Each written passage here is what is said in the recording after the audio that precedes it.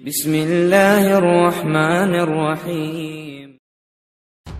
अस्सलामुअलैकुम दोस्तों, मेरा नाम आसिफ खान और आप देख रहे हैं इंडियन मुस्लिम।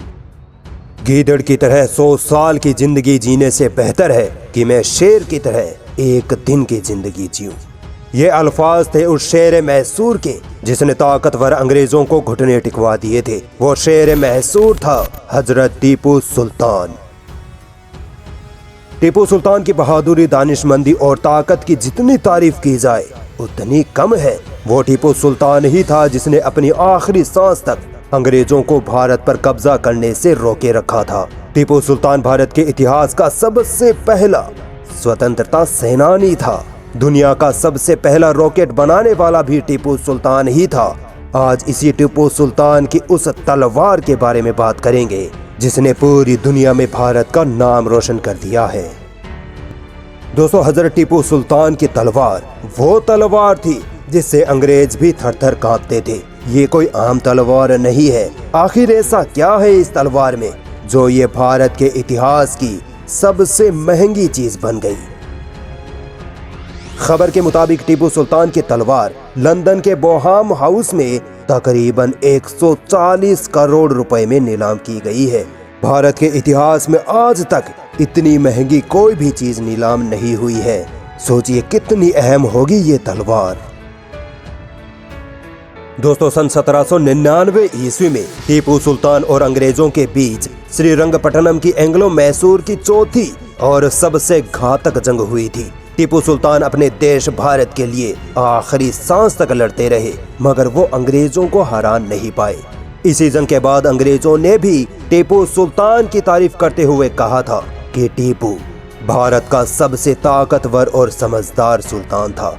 इसी जंग के बाद अंग्रेजों ने टीपू सुल्तान से जुड़ी हर चीज लूट ली और लंदन ले गए, जिसमें टीपू सुल्तान की अंगूठी, मिसाइलें और उनकी ये तलवार भी शामिल थी।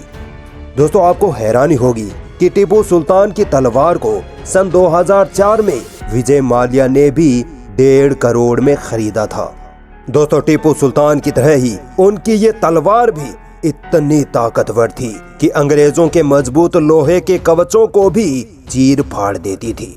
ये तलवार दुनिया के सबसे महंगे और मजबूत स्टील वुड्स की बनी हुई है जिसका हैंडल सोने का बना है। इस हैंडल पर अरबी में ये क्या लिखा है ये मैं आपको वीडियो के लास्ट में बताऊंगा।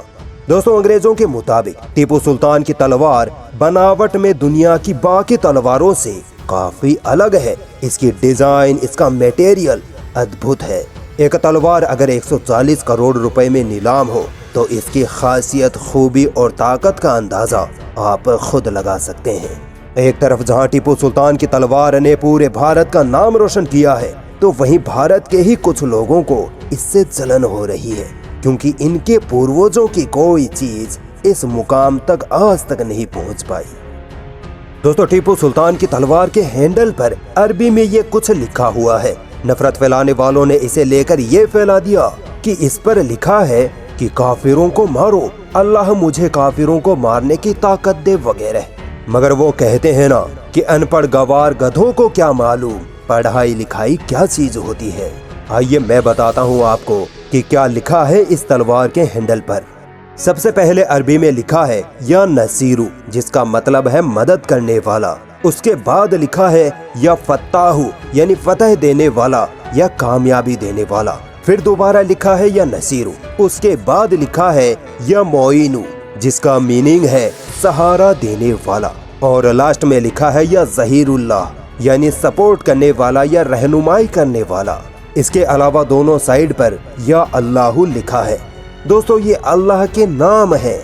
अब बताइए कहाँ लिखा है कि काफिरों को मारो? लिखा क्या था और जाहिलों ने फैला क्या दिया?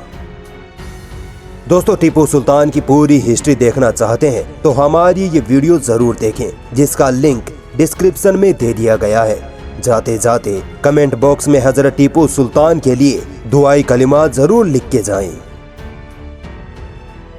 दोस्तों, अगर आपको इस्लामिक हिस्ट्री और मुस्लिम योद्धाओं का इतिहास फुल डिटेल में पढ़ना है तो आप ये किताबें जरूर खरीदें। सभी किताबों का लिंक डिस्क्रिप्शन में दे दिया गया है।